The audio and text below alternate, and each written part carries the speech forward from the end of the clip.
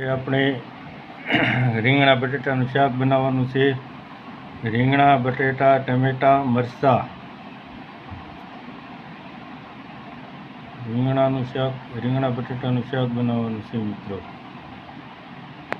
તો આપણે બટેટાની સાલ ઉતારી નાખી છે. બટેટા સાલ ઉતારીને શાક બનાવવાનું છે. તો સૌપ્રથમ પહેલાં આપણે સાલ ઉખાડી નાખીએ છીએ. સાલ ઉખાડીને હવે એની ઝીણી ઝીણી કટકી કરી લઈશું. આપણે બટાટાની સાલ ઉતારીને બટાટાના કટકા કરી નાખ્યા છે. આ રીતના ઝીણા કટકા કર્યા એટલે સડવામાં હેલું પડે. ઝીણું કટિંગ કરી વાળ્યું બટાટાનું. હવે આપણે આ રીંગણા પણ સુધારી લીધા છે. ઝીણા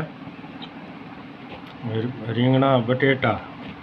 હવે એમાં ટિંડોરા થોડાક સુધારીશું. હવે આ રીતના ટિંડોરા પણ સુધારી લીધા છે આપણે. ઝીણા રીંગણા બટેટા ને ટિંડોરા. હવે ટમેટું એમાં સુધારીને નાખી દઈશું.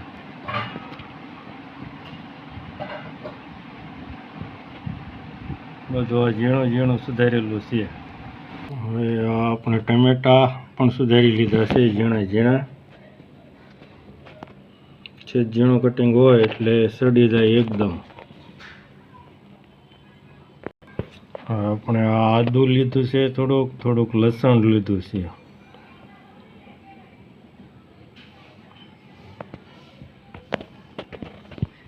હવે એમાં એક મરચું નાખી દેવી, લીલું મરચું.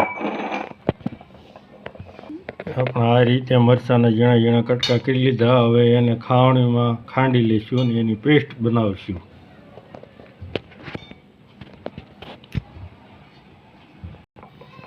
આપણે આદુ મરચાં અને લસણની પેસ્ટ બનાવી છે ખાવણીમાં. એને આપણે મિક્સરમાં પણ કાઢી શકીએ. કટર હોય કટરમાં પણ. કટરમાં હાવ ઓલું ન થાય ને એની અંદર હાવ ભૂકો થઈ જાય. આ રીતે આદુ મરચાં અને લસણ.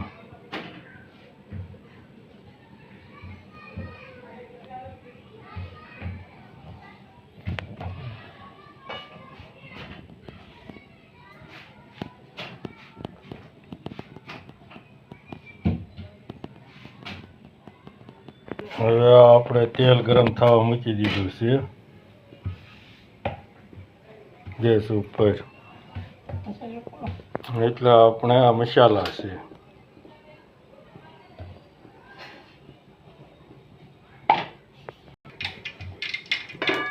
હવે આપણે તેલ ગરમ થઈ ગયું છે. એમાં આપણે પહેલાં રાઈ નાખીએ છીએ.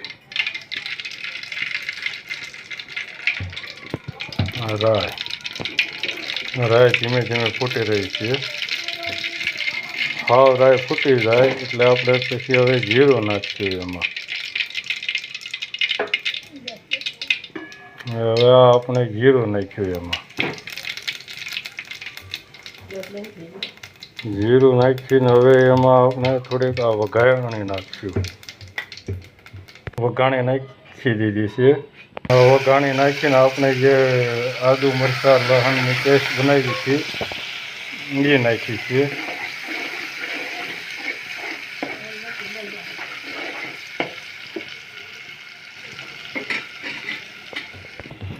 પેસ્ટ નાખ્યા પછી આપણે બટાટા નાખ્યા છે. બટાટા લીધા છે.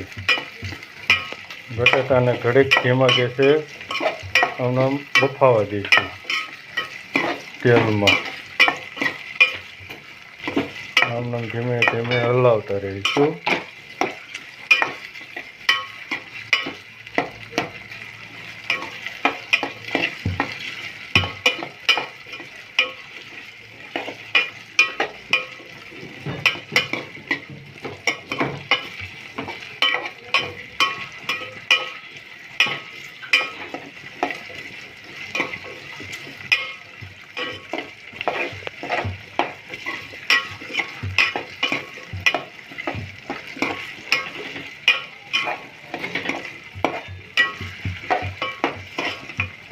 હવે આપણે બટેટા પછી આપણે રીંગણા લેવું.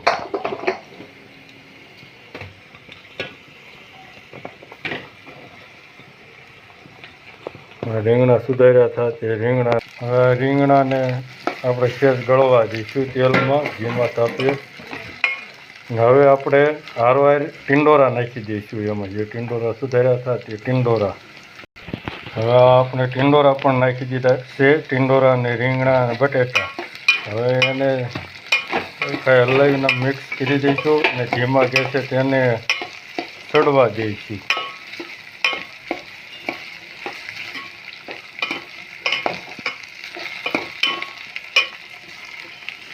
તેને ધીમે ધીમે હલાવતા રહીશું એટલે હેઠે સોંટે નહીં, દાજે નહીં શાક.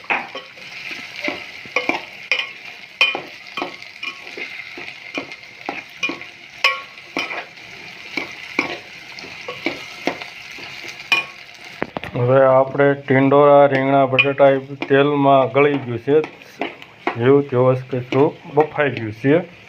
તો હવે આપણે એમાં નાખી દઈશું ટમેટાં. હવે ટમેટાં પણ નાખી દીધા છે. ટમેટાને બધા મિક્સ કરી દઈશું. ધીમા ગેસે તેને પણ ઘડીક ચડવા દઈશું. હવે આપણે એમાં બધું બફાઈ ગયું છે, હળદર નાખી દઈશું. હળદર એટલી જ લઈશું.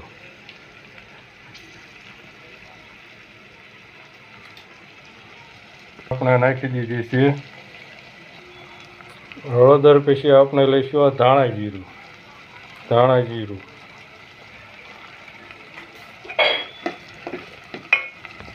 હવે એ બધું મિક્સ કરી લઈશું, આમ હલાવીને ધાણા જીરું, મીઠું, હળદરને.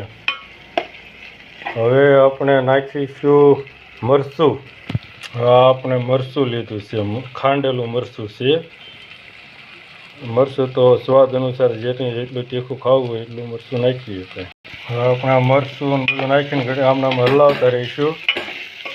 મરચું જ્યાં સુધી તપેલી અરે સોંટે નહીં ત્યાં સુધી આમના. હવે આપણે એમાં નાખી દઈશું થોડુંક પાણી.